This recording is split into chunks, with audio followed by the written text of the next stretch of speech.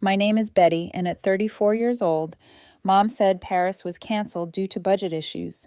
Then I saw 102 photos. My parents, their other kids, but not me. If you have ever felt betrayed by the people who should have been your biggest supporters, let me know where you are watching from. I cut them off when they came back. My mother's voice sounded remorseful, perhaps even embarrassed. Sweetie, I have some disappointing news about the anniversary trip.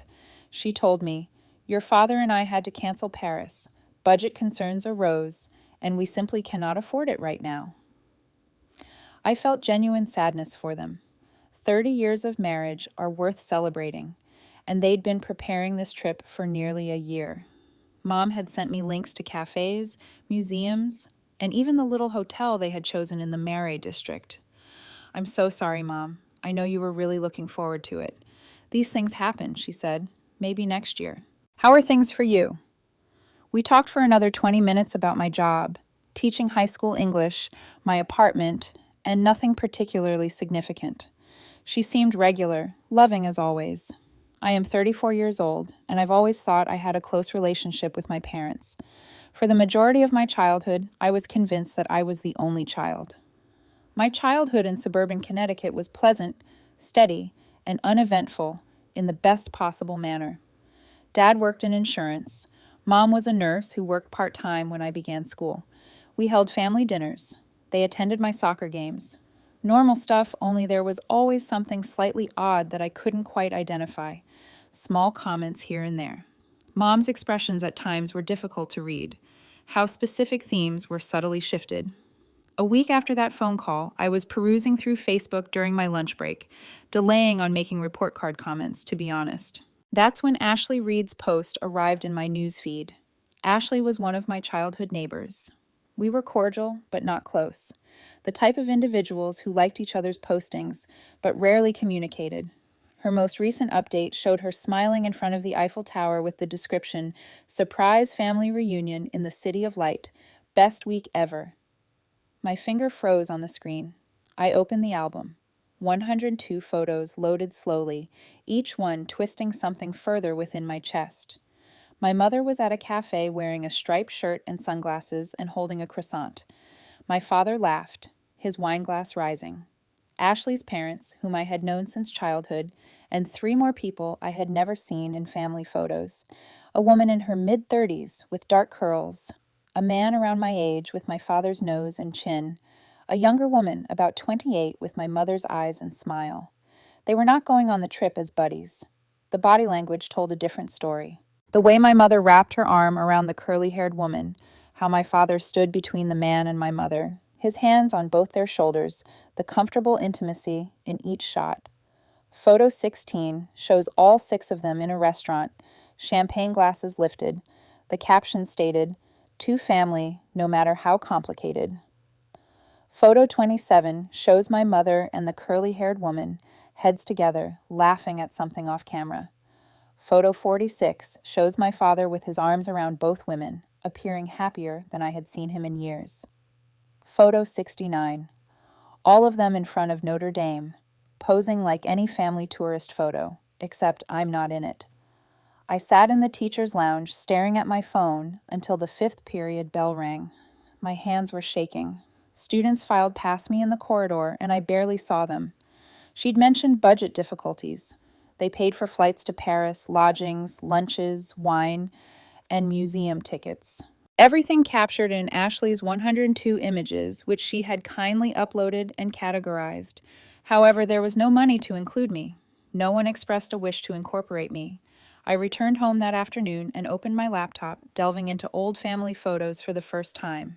Birthday parties at which I was the sole child, holidays with only the 3 of us. Even at extensive family events, I had never seen these 3 folks. The curly-haired woman resembled my mother's jawline. The man held my father's hands.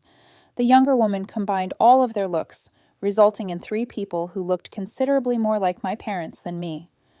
I have blonde hair and blue eyes. Both my parents are brunettes with brown eyes.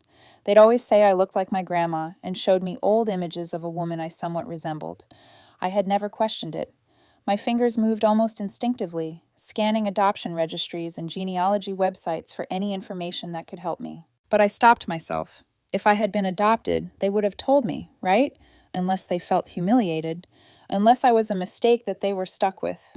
Unless I was something they'd taken on out of obligation while their true children, their wanted children, were elsewhere for hours. The thoughts raced through my mind. I did not sleep. I kept going back to those images, scrutinizing every grin, casual touch, and moment of joy that I hadn't been invited to participate. The following morning, I called in sick. I spent the day staring at the walls, my phone, and nothing. Friends texted. I did not respond. There was a weight crushing down on my chest, making breathing difficult. My mother called that evening. I let it go to voicemail. She left a pleasant message about coming by this weekend and possibly going to lunch as if nothing had happened, as if she hadn't just returned from Paris, and those 102 images didn't exist. I erased Facebook from my phone, then reinstalled it an hour later and checked the album again. Ashley had added 98 images. One featured my mother and father on top of the Arc de Triomphe, his arm around her waist, both glowing. Another photo showed all 6 of them having a candlelit meal with the remark, "Finally, everyone together. Worth the wait. Finally, everyone is together." The message was clear. I was not everyone. I was something distinct, someone different. Days have passed. I worked on autopilot at work, returned home to an empty apartment, and avoided all interaction with my parents. Mom called twice more and texted to see if I was okay. I replied with quick messages. "I'm busy with work. Talk soon," she said, appearing satisfied.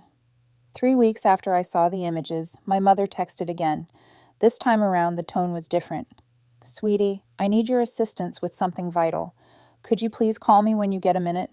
I looked at the message for a long time. Part of me wanted to dismiss it completely. A part of me wanted to call and shout. Instead, I replied, "What is wrong?" 3 dots appeared immediately. She was typing and waiting. Then her reaction came in. "It is complicated. I really do need to explain over the phone. Kindly call me. It is about your father. My father is playing the concern card, the family emergency card." I could see her strategy: get me worried, get me interested, and then ask for whatever she really wanted. Money, time, or any favor she felt she deserved, because I was supposed to be the beautiful daughter. The daughter who did not receive an invitation to Paris. My thumb hovered over the call button. Then I opened Facebook, looked at those photographs again, and allowed the hurt turn colder, harder, and more useful. I responded, "Is this the same father that had budget concerns with Paris? The one in the 102 Facebook images Ashley shared from your family vacation? Is that the father?" The 3 dots appeared, disappeared, reappeared, and disappeared. 6 minutes passed, then a dozen. Finally, "Can we please discuss this in person?" "No." Text works fine. Another prolonged delay. I could image her panic, trying to figure out how much I knew, how I found out, and what she may say. "It's not as you think. Please allow me to explain." "Explain what?" "Explain why you lied about canceling the trip. Explain who those 3 people are. Explain why your budget only covered 6 aircraft tickets, not 7. This time, the reaction was much faster. "You don't understand the whole situation." Something snapped. My fingers moved quickly across the keyboard. "You're correct. I'm not sure why my mother would look me in the eye and lie. I don't get why you take what appears to be your other children on a fantasy vacation and then tell me the money isn't there. I don't understand why I wasted 34 years believing I was your daughter when I'm plainly not. So please clarify the circumstance." The dots emerged and disappeared multiple times. Then my phone rang. Mom called. I declined and sent another text saying text only. What came back was lengthy, clearly typed and retyped multiple times. "Those are family members I have not seen in years due to difficult circumstances. Your father and I meticulously organized this reunion so that you would not be overwhelmed by family strife that you had never experienced. We planned to tell you everything when the moment was right. This was not about excluding you. We really love you. Please believe that." I reread it 3 times. Each word was carefully chosen, and every justification was precisely made. "Who are they? You are half-siblings from before your father and I got married. It is complicated. 3 half-siblings. 3 people that resembled both my parents. 3 persons who had seemingly been kept hidden my entire life. How is this even possible? You are both their parents. A lengthier pause this time. No, we need to talk in person. This isn't something for text. Make it work for text, or don't bother explaining at all. The response took over 25 minutes. Your father has 2 children from his previous relationship. I had one. When we got together, their other parents had custody, and it was a mess. We were young. We made the decisions we thought were best. We attempted to maintain relationships with them after you were born, but it proved difficult. They were hurt and outraged. Eventually, we lost contact. They recently reached out, hoping to reconnect. We felt Paris could be a new beginning. I sat with that explanation, attempting to make it make sense. I had no idea 3 of my half-siblings existed, relationships that ended before I was born. A reunion trip I was not informed about, because why? So, you believed lying to me and excluding me was the greatest way to deal with a fresh start. We did not want to complicate matters. They were already worried about reconnecting. Adding another person they'd never met seemed like too much. Another human. That's what I was too much. A complication. I am your daughter, not another person. Of course you are. You are my baby girl. But they have been injured for a long time, and we wanted to work on healing those connections first. We were going to notify you later and maybe arrange for everyone to meet shortly. The answer was almost reasonable, made sense, and almost justified the deception. But it didn't. Not even close. You could have told me the truth. You could have said, we are reconnecting with your half-siblings and we need to make this vacation with only them first. I am 34 years old. I would have understood. Instead, you created a falsehood about budgetary issues. I know you're correct. I apologize. It was wrong. I panicked and stated what came to mind. When did you intend on telling me? Before or after Ashley uploaded 98 images for the world to see? No reaction for a while. Then I didn't realize she was publishing images. She was not supposed to, but she did, and now I understand. So what did you need help with? The shift of subject seemed to catch her off guard. The dots appeared and disappeared several times before she responded. Your father needs minor surgery next month. Nothing serious, but he will need someone to transport him home and accompany him for the first day. I have a work conference that I must skip. I read the message 5 times. She wanted me to care for my father, who had spent thousands of dollars on a Paris reunion that I was not invited to. The father, who had chosen to reconnect with children who had been absent from his life for decades over being truthful with the daughter he had raised. Ask one of your other children. They don't live nearby, and it's only one day. Please, I'm busy that week. You don't even know which week it is yet. It doesn't matter. Whatever week it is, I am occupied. Do not be childish about this. Your father needs you. Childish. She called me childish. I looked at the Facebook photographs again. My parents laughing in Paris, their other children smiling. A family is complete without me. He needed me, as he was debating whether to be open about his secret family reunion. He needed me when he had to choose between lying and trusting me enough to disclose the truth. He didn't appear to need me back then. This is different. This concerns his health. This is about you requesting free caretaker work from the daughter you lied to. I apologized. What else do you want? What did I want? An explanation that made sense. A time machine could undo the betrayal. My parents truly valued me. I'd like you to understand why this hurts. I want you to imagine how it felt seeing those photos. To know that you all spent a week together making memories and being a family, while I bought your lie and felt sorry for you missing your anniversary trip. I do understand, but punishing your father by refusing to help with his surgery isn't the answer. I am not punishing anyone. I am simply unavailable. As if you were unwilling to be truthful with me. As if I were unavailable to get an invitation to Paris. You're being incredibly selfish. The word landed like a smack. Selfish. I was selfish for not quickly forgiving a lie and offering to care for someone who had purposefully excluded me from a key family occasion. Do you know what is selfish, Mom? Lying directly to your daughter's face, spending thousands of dollars on a trip that you pretend you cannot afford while excluding her. You never mentioned your other 3 children. Then you call and ask for favors when you need them.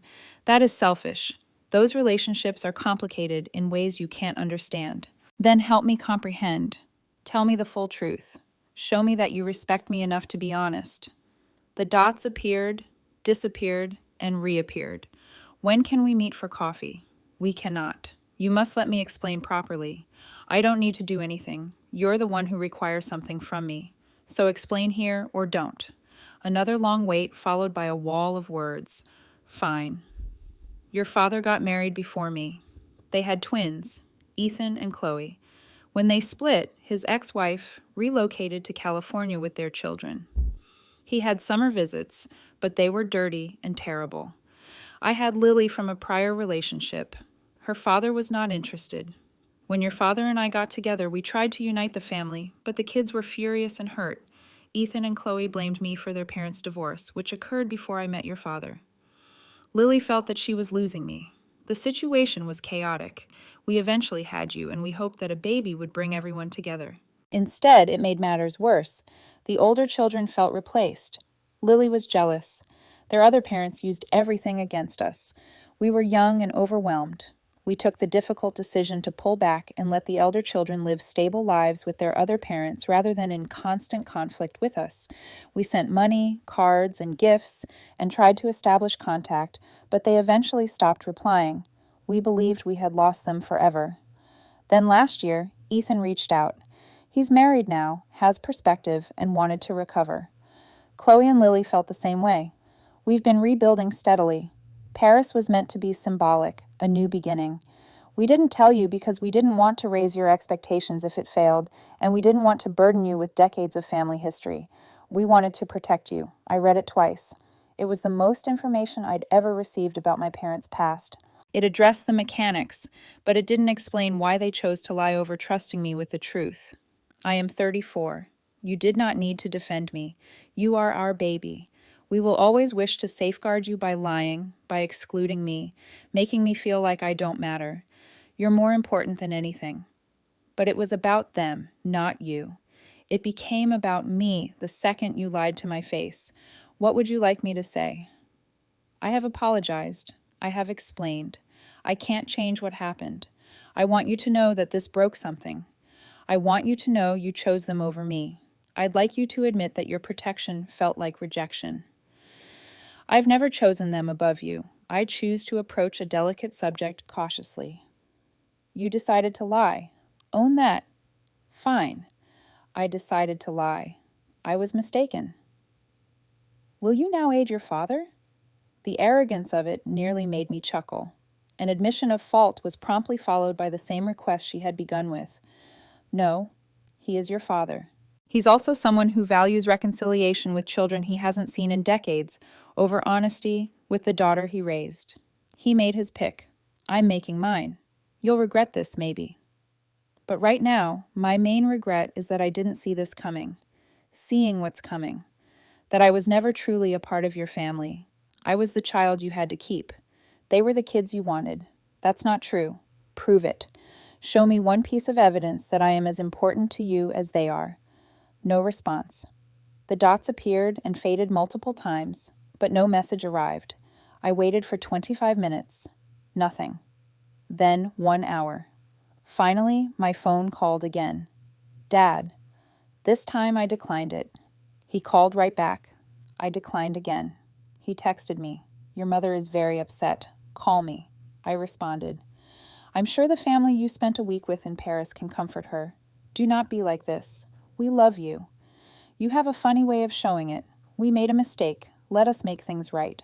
How are you going to uninvent the lie? Uninvite your other children to Paris and bring me instead. Travel back in time and tell me the truth from the start. Be reasonable. I'm being sensible. You lied. I found out. Now you want a favor. The reasonable answer is no. Family helps family. These words sat on my screen loaded with sarcasm. Family helps family. My family left me out. My relatives lied to me. The family who expected me to forgive and forget because they required something. Ask your family. You currently have 3 additional children. I'm confident one of them can assist. You're being petty. I am being honest. Something I recently discovered that this family struggles with. My father did not respond. The hush lasted for hours. Around midnight, my mother texted again. Please consider what you're doing. Your father's procedure is very crucial. My emotional well-being is also crucial, clearly less essential than your Paris reunion, but significant to me. We can sort this out. Simply help him first. Then we'll sit down and hash it out. So help me first. Then maybe you'll respect me enough to have a proper discourse. That's not how this works. What do you want from us? The question hung there. What did I want? An apology? I'd received a half-hearted one. What's the truth? She gave me a variation of it. Understanding? It seemed inconceivable. I want you to deal with the repercussions of your decisions. I want you to understand that once shattered, trust does not heal itself. I want you to feel a fraction of how I felt when I saw those photographs. So, you want revenge. I seek accountability. By refusing to assist with a medical operation, you are establishing that I am unavailable whenever you require assistance, regardless of how you treat me. This is cruel. No. Lying in someone's face and then uploading vacation images for all to see is harsh. Calling your kid juvenile and selfish because she has been harmed is cruel. I'm simply unavailable. My father responded with another long silence. I'll ask Ashley's daughter to help. She's made previous offers. Ashley, the neighbor who had uploaded all of the images, who had accompanied them to Paris, and who appeared to be more connected with my family than I was. That sounds perfect. Your mother is heartbroken. She will recover. She has 3 other children to console her. Stop throwing that in our faces. Stop claiming you had no idea what you were doing. No further messages arrived that night. The next morning, I received an email from my mother. Long, thorough, and emotional. She talked again about the delicate family relationships, her desire to protect me, and her unwavering love for me. She promised to prepare a unique trip for just the 3 of us. She swore it would never happen again. She made no apologies for calling me selfish. She did not admit that lying was wrong, beyond a simple mistakes were made comment. She didn't seem to get why trust wasn't instantaneously restored. I did not respond. Days turned into weeks. My father's surgery came and went. According to Facebook, Ashley's daughter did assist. Mom thanked her, referring to her as an angel in our time of need. She said nothing about her actual daughter, who rejected to help. I blocked them both on social media and changed my relationship status to, "It's complicated," as a private joke with myself. Friends inquired if everything was fine with my parents. I gave vague replies about growing apart, the need for space, and family differences. The facts seemed too difficult to describe. How do you tell people that you found your parents had 3 more children that they had kept concealed throughout your life? That they had taken those youngsters on a fantasy vacation while lying to you about their financial problems? That when questioned, they apologized, but then quickly requested favors. It sounded absurd, even in my own thoughts. A month after the surgery, my mother delivered flowers to my school, a large, expensive arrangement with a note reading, "Missing my daughter. Love, Mom." I presented them to the school secretary. 2 months later, my father arrived at my apartment. I saw him through the glass but did not answer the door. He knocked for 12 minutes before leaving an envelope under the doorstep. Inside was a handwritten letter, several pages long. He shared his thoughts on the divorce, losing custody, and the sorrow of estrangement from his elder children. He talked about how important having me was to him, how much he wanted and loved me. He explained that the Paris trip was his idea, a desperate attempt to repair decades-old wounds before it was too late. He still has not apologized for the untruth. The letter concluded with, "I hope one day you will forgive us. We are still your parents. We still love you." The door is constantly open. I tucked the letter away and tried to get on with my life, but the hurt remained fresh. Every time I saw a family together, I thought about those images. Every time someone addressed their parents, I felt a sense of betrayal. Every holiday without communication felt difficult and essential. 4 months after everything broke apart, Ethan added me as a Facebook friend. I gazed at the request for a long time. My half-brother, one of the persons in those Paris images, and one of the reasons I'd been rejected, I accepted it out of curiosity. He sent a message instantly. "Hey, I realize this is strange. Our parents told us what had transpired. I wanted to reach out directly." Against my better judgment, I replied, "Why?" "Because they botched up. Chloe, Lily, and I spoke about it. We didn't realize they had lied to you. We assumed you knew about us and chose not to attend." Something loosened in my chest. They told you I couldn't make it. They heard you were busy at work. We were truly disappointed that we wouldn't get to meet you. I sat back and processed. They had lied to everyone. I was informed about budgetary concerns. I told them I was too busy, kept us apart while claiming it was for everyone's advantage. Have they told you anything about me before to the trip? Honestly, not much. We knew we had a younger half-sister. That's about it. They kept everything relatively separate. We assumed it was because you were not interested in connecting. I didn't know you existed until I saw the Paris photos. Are you serious? Completely. I was 34 years old and had never heard of any of you. Holy, that's really messed up. I am sorry. Not your fault. Still, for what it's worth, we'd like to get to know you if you're interested. Without our parents involved, I thought about it. These were my siblings. Whether I knew about them or not, they had not sought to be kept private. They had not made the decision to exclude me. Maybe I still need time to comprehend everything. I completely understand. I'll be here when you're ready. The conversation ended, but something had changed. The fury was still present, but it found a new focus. My parents' decisions had caused harm to many people. They had kept siblings apart. They had lied to everyone involved, and they still didn't seem to realize what they had done wrong. My mother left a voicemail for me on my birthday 4 months after our vacation to Paris. She was crying, telling me how much she missed me and how she hoped I would reconsider excluding them from my life. I did not call back. Instead, I texted Ethan. I believe I'm ready to discuss more coffee sometime. His response was quick. Absolutely. Chloe and Lily have also been inquiring about you. We could all get together if you wish. Let's start with only you. Build up to the group setting. Deal. We met the following week at a cafe located midway between our apartments. He resembled his Facebook photos. Tall with my father's features and my mother's coloring. It felt weird to see him in person. We talked for 4 hours about his childhood, his memories of visits with his father that ended when he was 14. The bewilderment and hurt of being driven out of his father's life, and the surprise of reconnecting and discovering he had a sister who had been kept in the dark. They tried to control everything, he informed me. Place everyone in separate boxes. I think they honestly thought it was for the best. The best for whom? I asked. For them, so they didn't have to deal with the messiness of blended family complications. It made twisted sense. My parents attempted to avoid problems by compartmentalizing their life, but in doing so, they caused more anguish than if they had simply been honest from the beginning. Do you believe they will ever realize what they did? I asked. Ethan shrugged. I do not know. Mom continues to try to rationalize it. Dad typically keeps quiet. They're wounded because you're not talking to them, but I don't think they understand why. They called me selfish. Of course they did. Taking accountability is difficult. We began meeting regularly. Then I met Chloe, who was intelligent, humorous, and possessed my mother's wit. Then came Lily, who was both quiet and warm. 3 siblings I'd never met. 3 people who knew what it was like to be controlled and manipulated by parents who thought they knew best. 6 months after Paris, Chloe sent a group message. The parents want to prepare a family supper. All of us. They are asking if we think you will come. I stared at the message. Half of me wanted to reject on principle, but another half was tired of constantly being furious. Do they want to truly apologize or simply pretend nothing happened?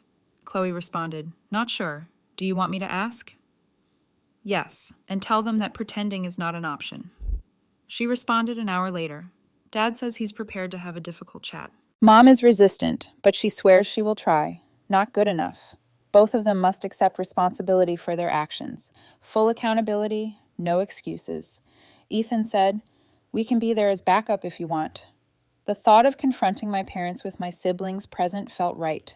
They could not gaslight me if there were witnesses. You couldn't call me childish or selfish in front of an audience. Okay, I will come. However, there are certain ground rules. They apologize nicely. They explain why they chose each option. And they understand that trust must be rebuilt, not commanded, Lily responded. We'll make sure they understand before we confirm. The meal was scheduled for the next month at my parents' place, which felt like entering enemy territory. But I had spent 34 years thinking that house was my home. Perhaps it was time to recapture it or let it go permanently. The night of the dinner, I arrived with Ethan. Having him around made me feel braver. Chloe and Lily were already inside. My mom opened the door. She seemed older and thinner than I remembered, with red eyes. Hi, sweetie, she murmured quietly. Mom. We stood awkwardly until Ethan gently led me inside. The dining room table was arranged formally. My father stood as we arrived. He appeared uncomfortable in a way I hadn't seen previously. We all sat. The tension was suffocating. Eventually, my father cleared his throat. "Thanks for coming. We understand it hasn't been easy." I waited and said nothing. "We wanted to explain ourselves," Mom said, "to help you understand." "No," I interrupted. "We are not going to explain things first. First and foremost, I apologize. Real ones." They exchanged glances. Chloe gave them an encouraging nod. Dad talked first. "We're sorry we lied about our Paris trip. We assumed it would be easier than explaining the problem, but we were mistaken. It hurt you, and that was not our aim. It was better than nothing." "Barely," and I prompted. Mom drew a breath, and we apologized for how we handled the entire affair. For being dishonest about your siblings, for attempting to control everyone individually rather than bringing you all together, for calling you selfish when you were clearly hurt. "Why did you do this?" I asked. The actual cause, not the protective parent argument, the actual truth. They were silent for a long time. Then Dad replied, "Because it was easier. Because coping with the complexities of blended families, including damaged feelings and competing needs, was exhausting, because we were selfish and preferred to avoid uncomfortable conversations." There it was, the truth. "We convinced ourselves it was for everyone's benefit," my mother said. "But actually, it was for us. We did not want to confront the implications of our previous decisions. We did not want to confess that we had failed to maintain relationships with Ethan, Chloe, and Lily. Starting over with them seemed like a second chance, and including you entailed admitting all the ways we had kept everyone apart." Tears were scorching my eyes, but I refused to let them fall. "Do you know why that hurt so much?" "Yes," Mom whispered. "You were the daughter we raised, the one who was always present, but we treated you as if you were less important than the children we had lost. That was incorrect. That was extremely wrong." The only sound in the room was my mother crying. "I love you," she stated. "I love you so much, and I betrayed your confidence. I'm not sure whether I'll ever be able to remedy that, but I'd want to try, however long it takes." I looked around the table at my father, who appeared truly sorry, at Ethan, Chloe, and Lily, who were all watching with encouraging looks. My mother was coming apart. "It's going to take time," I admitted, "a lot of time, and absolute honesty from now on. No more managing me. No more falsehoods. No matter how minor, no more treating me as if I'm too frail to handle the reality." "We can do that," Dad said. "We will do that. And therapy, family therapy is for all of us." Mom nodded. "Whatever you need." "I'm not ready to forgive yet," I replied gently, "but I'm willing to try to rebuild." "That's more than we deserve," she explained. Perhaps it was. Maybe I was being overly generous, but I got weary of being furious. I was tired of the unhealed wound, tired of spending holidays alone and receiving unreturned birthday voicemails. The supper was odd, but not bad. We basically talked about the surface. Ethan shared stories that made everyone chuckle. Chloe inquired about my job. Lily shared photos of her kitten. My parents were cautious around me, differential in a way they hadn't been previously. It felt odd yet necessary. When I left, my mother hugged me at the door. I let her, even though it made me uneasy. "Thank you for coming," she muttered. "Thank you for giving us a chance." I drove home with Ethan, and we were both quiet. That was intense. He finally stated, "Yeah, you okay?" "I do not know. Maybe for what it's worth, I believe you handled it well. You didn't let them off easily, but you also didn't entirely close the door." "I wanted to," I confessed. "Some of me still does. However, another part of me want to reunite with my family. Another side of my family, one in which everyone is honest. That is fair. That is actually healthy." We drove silently for a while longer. Then Ethan added, "I am delighted we met. All that aside, I'm delighted I have a sister." Something warm stretched across my chest. Me too. The healing process was slow, painful, and essential therapy sessions. Dinners, where old wounds were painstakingly probed.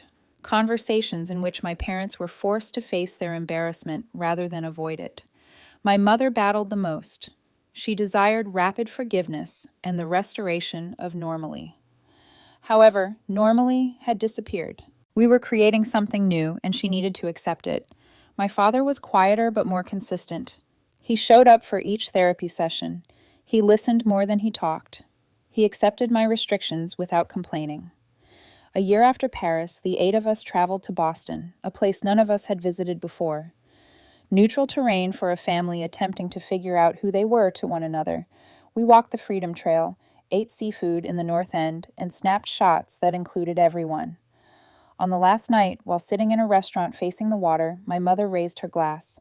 To second chances, she remarked, and to the daughter who was brave enough to demand better from us. It was not ideal. The pain had not gone away, but we were trying honestly, haphazardly, and poorly.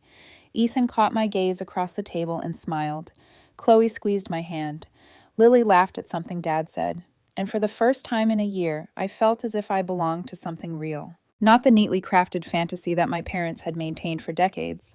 Not the segmented relationships they'd attempted to control, but something genuine based on truth, accountability, and the hard effort of those who decided to participate.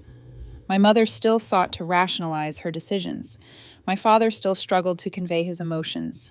They tried, though, and I was discovering that sometimes just trying is enough. The thrill of watching them face the repercussions of their misdeeds had evolved into something more valuable than my initial desire for revenge. I had regained my voice. I had created boundaries. I had discovered siblings I never knew I needed. My parents had realized that love without honesty isn't true love at all. When people asked about my family now, I gave a different response than before. I have siblings. We were figuring stuff out. My parents and I had gone through a difficult time, but we were rebuilding. The truth, as chaotic as it was, felt better than the well-crafted lies I'd been fed my entire life. My mother called again, 2 years after the initial phone conversation concerning budget difficulties. This time, her voice was hopeful, yet guarded.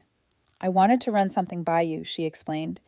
Your father and I are planning another trip, a large family one. We'd like to invite everyone, and if you're interested, you can help plan it. I thought about it. About the girl who sat in a teacher's lounge, staring at images of Paris, feeling worthless and ostracized. About the woman I'd become. Someone who recognized her worth and demanded respect. Where were you thinking? We thought maybe you could choose somewhere you've always wanted to go. Italy, I said immediately. I've always wanted to see Italy. So Italy it is. Will you help me plan it? On one condition. Name it. There are no lies about anything, even if you believe you're protecting someone, even if it is uncomfortable. Complete honesty. I promise, she replied. And for the first time in years, I trusted her. 8 months later, the 8 of us stood in front of the Colosseum taking a family portrait. This time, I was in the center with my mother's arm over my shoulders, my father on the opposite side, and my siblings encircling us. Ethan captured the photograph using a timer. We counted down together, smiling. Later, when my mother shared it on Facebook with the message, "Family finally complete," I didn't feel the pang I expected. Instead, I felt near to peace. Ashley Reed said, "Beautiful family." I appreciated her reply since it was accurate. We were beautiful in our shattered, rebuilt, and convoluted way. That night, over wine at a Trieste restaurant, Chloe asked me, "Do you think you've forgiven them?" I thought about the question thoroughly. I believe I have accepted what happened and decided to go on. Is this the same as forgiveness? I'm not sure, but it's enough for now. That's fair, Lily replied. Forgiveness is overrated anyway. Accountability works better.